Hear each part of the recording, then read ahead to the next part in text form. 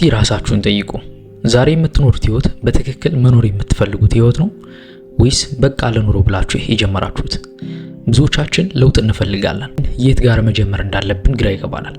በዚህ ቪዲዮ ውስጥ በሚቀጥሉ 30 ቀናት ውስጥ ማንነታችሁን ሙሉ በሙሉ የሚቀይሩ 5 ቀላል ግን እጅግ በጣም ኃይለኛ ልማዶችን አሳያችኋለሁ። ልጁ ከሆናችሁ ይህን ቪዲዮ ላይክ በማድረግ ጉዟችን እንጀምር። በ30 ቀናት ውስጥ አዲስ ሰው መሆን ይቻላል? አዎ ይቻላል። አእምሯችን ፕሮግራም የምታደርጉበት፣ ኃይላችሁን የምታድሱበትና ስኬትን የምትስቡበት 5 ቀላል መንገዶች አሉ። ጊዜ ሳናጠፋ ቀጥታ ወደ መጀመሪያው እንለፍ። ብዙዎቻችን ህይወታችን እንዲቀየር እንመኛለን፣ ግን ለውጥ በአንድ ጀንበር አይመጣም። ትልልቅ ስኬቶች የትንንሽ ልማዶች ውጤቶች ናቸው። ዛሬ ካላችሁበት ህይወት ተነስታችሁ የተሻለና ስኬታማ ሰው ለመሆን ዝግጁ ናችሁ? መልሳችሁ አዎ ከሆነ በሚቀጥሉ 30 ቀናት ውስጥ እነዚህን 5 ቀላል ግን ኃይለኛ ልማዶችን ተግባራዊ ካደረጋችሁ ህይወታችሁን በማታምኑት መልኩ ይቀየራል። የመጀመሪያው the power of morning የሚባለው ነው፣ ወይም ደግሞ የጠዋት ኃይል። ከወትሮ 30 ደቂቃ ቀድሞ መንቃት። ስኬታማ ሰዎች ጠዋታቸውን የሚጀምሩት ቀድሞ በመንቃት ነው። ቀድሞ በመነሳት አእምሯቸውን ያረጋጋሉ። በጠዋት መነሳት በራሱ ከተፈጥሮ ጋር እንድንገናኝ ያደርገናል። ከተፈጥሮ ማግኘት የምንችለውን እንድናገኝም ይረዳናል። መነሳት እንዳለ ሆኖ ማለት ነው። በእነዚህ 30 ደቂቃዎች ውስጥ ስልክ ከመንካት ይልቅ ጸሎት፣ ትንንሽ እንቅስቃሴ ያደርጉ፣ ወይም ደግሞ ቀኑን እንዴት ማሳለፍ እንዳለባችሁ እቅድ አውጡ። ቀኑን በድል ከጀመራችሁት ቀሪውን ቀን የእናንተ ይሆናል ማለት ነው። በጠዋት መነሳት ብቻ ጥቅም አይሰጥም። በመነሳታችን እንቅስቃሴ ማድረጋችን ግን ለውጥ እንድናመጣ ያደርገናል። ለምንድን ነው ጠዋት ወሳኝ ሆነው? ምክንያቱም ጠዋት የምታደርገው ነገር የቀሪውን 16 ሰዓት ስሜት ይወስነዋል። ብዙዎቻችን ስንነቃ መጀመሪያ የምናደርገው ስልካችን አንስተን የሰው ፎቶ ማየት ወይንም ደግሞ ዜና ማንበብ ነው። ይህ ማለት ገና ቀኑ ሳይጀመር አእምሯችሁን ጭንቀትና ለንጽጽር አሳልፋችሁ ሰጣችሁ ማለት ነው። የሚቀጥሉ 30 ቀናት ዘኖ ፎን ሩል ወይም ደግሞ ስልክን ያለ መንካት ህግን ተግብሩ፣ ቢያንስ ለ30 ደቂቃ። በዚህ ጊዜ ውስጥ ምን ታደርጋላችሁ? የመጀመሪያው በጠዋት እንደተነሳችሁ ጸሎት ማድረግ ነው። ሁለተኛ ደግሞ ውሃ መጠጣት ነው፣ ምክንያቱም ሰውነታችሁ ሌሊቱን በሙሉ ደርቆ ያድራልና። ሁለተኛ ደግሞ መስኮት ከፍታችሁ አየር መተንፈስ ሊሆን ይችላል። ዛሬ ማድረግ ያለብኝ ዋናው ስራ ምንድነው ብላችሁ ራሳችሁን መጠየቅ። ይህ ልምድ ብቻውን ቀኑን በሙሉ ራስ መተማመን እንዲኖራችሁ ያደርጋል። ሁለተኛ በቀን 10 ገጽ ማንበብ ወይም ደግሞ 15 ደቂቃ መማር ነው። አእምሮ ልክ እንደ ጡንቻ ነው፣ ካላሰራችሁት ይዝላል። ሰዎች በጠዋት ከተነሱ በኋላ የሚሮጡት በግዘፍ ለሚታየው አካላቸው ነው። ከአካላችን የማናየው የማይዳሰስ ነገር ግን ህይወታችን የሚመራት አካል አእምሮ ነው። ለሆዳችን ምግብ በመስጠት ከረሃብ እንደምንድነው ሁሉ ለአእምሮ ምግብ በመስጠት ህይወታችን ጤናማ እንዲሆን ማድረግ አለብን። ለሆድ ምግብ አስፈላጊ እንደሆነ ሁሉ ለአእምሮ ንባብ ግዴታ ነው ማለት ነው። ነገር ግን የማንበብ ፍላጎት የሌለው ሰው ከሆናችሁ እንደዚህ አይነት ጠቃሚ ቪዲዮዎችን በማየት አእምሮን መመገብ እንችላለን። ንባብ ስል አልችልም፣ ጊዜ የለኝም የምትሉ ልትኖሩ ትችላላችሁ።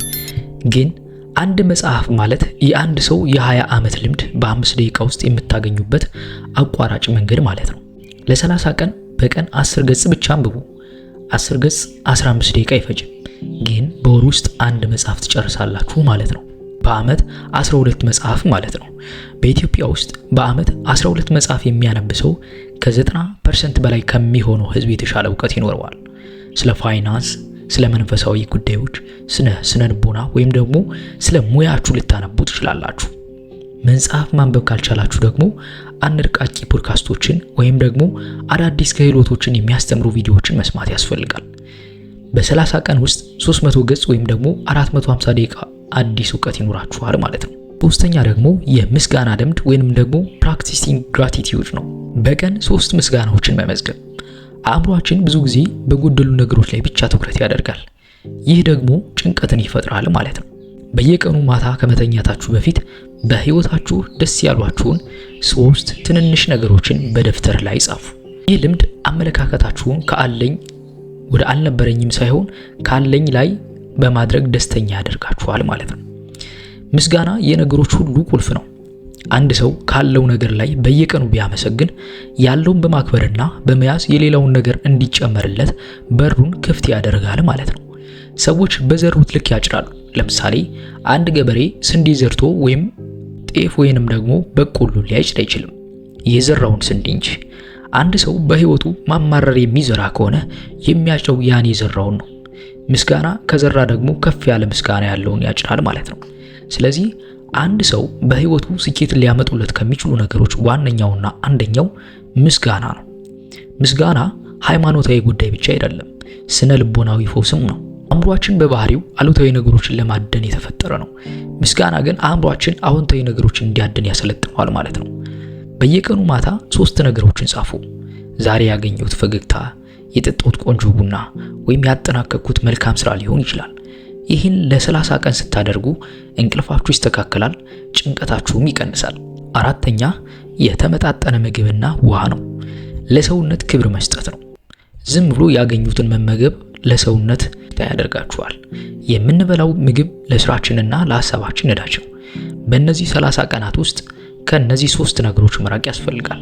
ማለትም ከ3 ነጭ ነገሮች፣ ከስኳር፣ ከፋት እንዲሁም ደግሞ ከጨው ማለት ነው። በቂ ውሃ ጠጡ። ሰውነታችሁ ቀላል ሲሆንላችሁ አእምሯችሁ በንቃት መስራት ይጀምራል ማለት ነው። አምስተኛና የመጨረሻው ደግሞ ለጊዜያችሁ ዋጋ መስጠት ነው። ማለትም አይ ማለት መለማመድ ወይንም ደግሞ ሴቲንግ ባውንደሪ ማበጀት አለባችሁ። ለሁሉም ሰው እሺ የምትሉ ከሆነ ለራሳችሁ ጊዜ አይኖራችሁ ማለት ነው። ሰዎችን መግፋትና ሰዎችን እምቢኝ ማለት የተለያዩ ነገሮች ናቸው።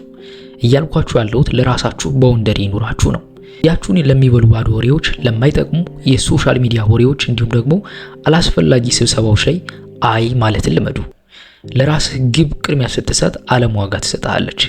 እንግዲህ እነዚህ 5 ነገሮችን ሰምታችኋል፣ ግን መስማት ብቻውን ለውጥ አያመጣም። ትልቁ ችግር መጀመር ሳይሆን መቀጠል ነው። ብዙ ሰው መጀመሪያው ሳምንት ላይ ያቋርጣል። አንተ ግን ከነሱ በላይ መሆን አለብህ። ዛሬውኑ አንድ ደብተር ግዙ፣ የ30 ቀን ቻርት ስሩ። በየቀኑ ያደረጋችሁትን ኤክስ እያደረጋችሁ ምልክት አድርጉ። ወይንም ደግሞ ካላንደር ገዝታችሁ ካላንደር አዘጋጅታችሁ ማድረግም ትችላላችሁ። የዛሬ 30 ቀን ተመልሳችሁ ይህን ቪዲዮ ስታዩት ህይወታችሁ ሌላ ምዕራፍ ላይ ታገኙታላችሁ። እነዚህ 5 ልምዶች ዝም ብለው የንድፈ ሐሳብ ወሬዎች አይደሉም። እስቲ የአንድ ሰው እውነተኛ ታሪክ ልንገራችሁ። ጄምስ ክሌር ይባላል። ጄምስ በሁለተኛ ደረጃ ትምህርቱ ወቅት በደረሰበት አደጋ የራስ ቅሉ ተሰበረ። የአይን አጥንቶቹ ተፈረካከሱ። ለቀናት በኮማ ውስጥ ነበረ። ከሆስፒታል ሲወጣ መራመድ፣ መናገርና ማንበብ እንኳን የማይችል ደካማ ሰው ሆኖ ነበረ። አብዛኛው ሰው በዚህ ሁኔታ ውስጥ ሆኖ ተስፋ ይቆርጣል። ጄምስ ግን አንድ ነገር አደረገ። በአንድ ሌሊት ጤነኛ ለመሆን አልሞከረም። ይልቁንም በትንንሽ ልምዶች ስሞል ሃቢትን ጀመረ። ጄምስ በየቀኑ የአልጋውን በማንጠፍና ክፍሉን በማስተካከል ትንንሽ ድሎችን ማግኘት ጀመረ። አእምሮው ስለተጎዳ መጀመሪያ ላይ 1 ገጽ ብቻ ያነብ ነበረ። ያችን አንድ ገጽ ግን በየቀኑ ማንበቡን አላቆመም። ይልቁንም ቀኑ ሁሉ በአእምሮው ሲከልሰው ይውል ነበረ። ቀስ እያለ በየቀኑ ለ5 ደቂቃ ብቻ ስፖርት መስራት ጀመረ። ከጥቂት ዓመታት በኋላ ምን ሆነ መሰላችሁ? ያ መራመድ የማይችለው ልጅ በዩኒቨርሲቲው ምርጥ ስፖርተኛ ተባለ። ዛሬ ደግሞ በዓለም ዙሪያ በሚሊዮኖች የሚቆጠሩ ሰዎች ህይወትን የቀየረ ዘ አቶሚክ ሃቢት የተሰኘውን መጽሐፍ ደራሲ ነው። ጄምስ የሚለው አንድ ትልቅ ነገር አለ። ስኬት በየቀኑ የምናደርጋቸውና ትንንሽ ልምዶች ውጤት እንጂ በህይወት አንድ ጊዜ የሚከሰት ትልቅ ስህተት አይደለም ይላል። ከጄምስ ክሌር ታሪክ በተጨማሪ ሌላ አንድ አስገራሚ ታሪክ ላካፍላችሁ። ሶይቺሮ ሆንዳ ይባላል። ይህ ሰው መጀመሪያ የነበረው ህልም ለቶዮታ ኩባንያ የፒስተን ቀለበቶችን ወይም ደግሞ ፒስተን ሪንግስን ማቅረብ ነበረ። ለቀናትና ለብዙ ሌሊቶች በላብራቶሪ ውስጥ እየኖረ ያለው ንብረት ሁሉ ሽጦ ለቶዮታ የሚሆን ምርትን አቀረበ።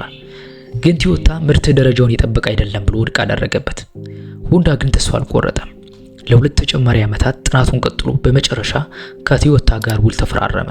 ነገር ግን በሁለተኛው የዓለም ጦርነት ወቅት ፋብሪካው በቦምብ ወደመ። በድጋሚ ገነባው። በዚህ ጊዜ ደግሞ በመሬት መንቀጥቀጥ ወደመበት። በዚህ አስቸጋሪ ወቅት ቤንዚን በጣም ውድና የማይገኝ ነበረ። ሆንዳ ምን አደረገ? በቤቱ የነበረችውን ብስክሌት ላይ ትንሽ ሞተር ገጠመላት።